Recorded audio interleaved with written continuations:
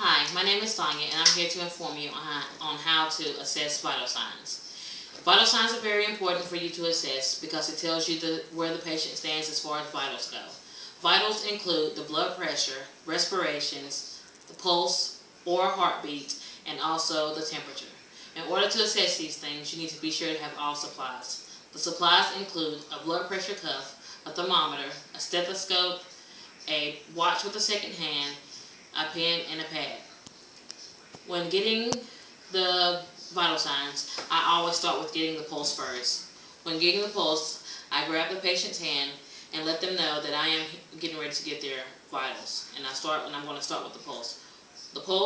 To get the pulse, it runs down right here at the beginning of the wrist. This is called the radial artery, and I will assess it.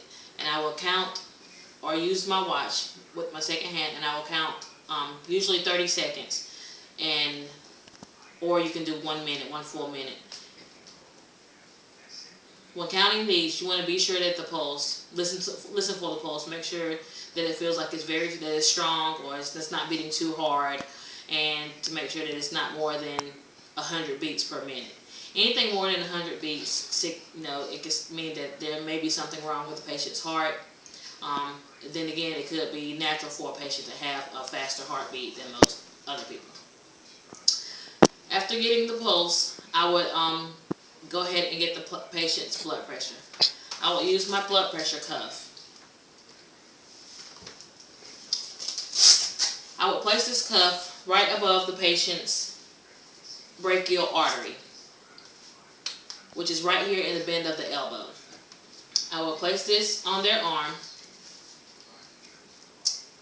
I will pull out my stethoscope, place them in my ears,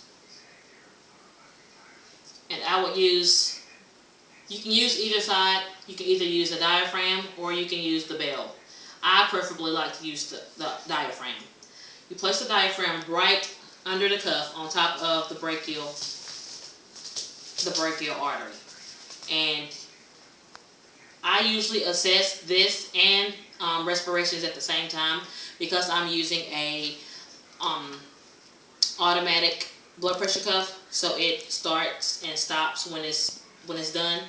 So I just smash start on it, and I can listen at the patient's heartbeat, and I can also check respirations at the same time.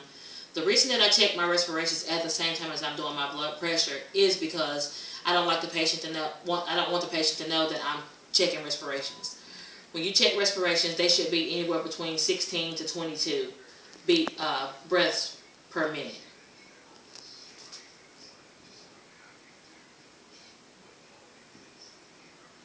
Once I'm finished getting my respirations, I will wait for my blood pressure cuff, to let me know that it is done.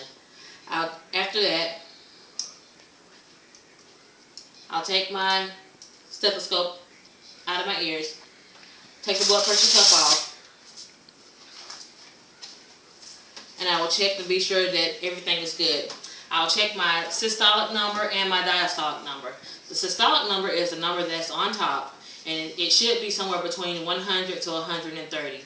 Anything below that is considered low blood pressure.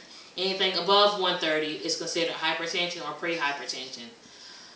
As far as and that's the systolic number. The diastolic number on the bottom should be between 60 and 90. Anything less than 60 is considered to be low, and anything higher than 90 is considered to be high. Anytime you have those numbers that are higher than what they should be, it's always good to let your doctor know. After getting my pulse, getting my respirations and blood pressure, I will get my temperature. I use a digital thermometer. When I use the thermometer, I just simply place it into the patient's mouth, let him know what you're doing. You're going to be placing it in his mouth to get his temperature. Digitally, it stops automatically when it's done. The temperature inside a person's mouth should be 98.6 degrees orally. Anything higher than 99.5 should be notified by the doctor because it could indicate infection. Also, if you can't, for whatever reason, can't get the patient's temperature inside his mouth, you can always get it under his arm, which is considered to be axillary. Axillary, you always add 1 degree to it, and it has the same. It's the same as you doing orally. If it's over, like say when I take it out and it's 99 degrees, then that means that it's actually 100 degrees, and I need to make sure I notify the doctor, because that indicates that there's a possibility of infection or something. Always be sure to write down all information accurately. You should write down the pulse. His pulse was 72. His temperature orally was 98.6. His temperature axillary was 97.6. His respirations was 18, and his blood pressure was 120/80. All those things indicate that everything was good with my patient. Anytime, if there's anything, I always make sure I look over the patient from head to toe to make sure that he looks like he's doing well, and I also check to make sure that there is no wheezing going on or any crackling sounds going on with him at all with his respirations. If my patient seems to be doing good, I tell him all his vitals came out great, and I'll also be sure to let the doctor know. This is how you assess vital signs. Thank you.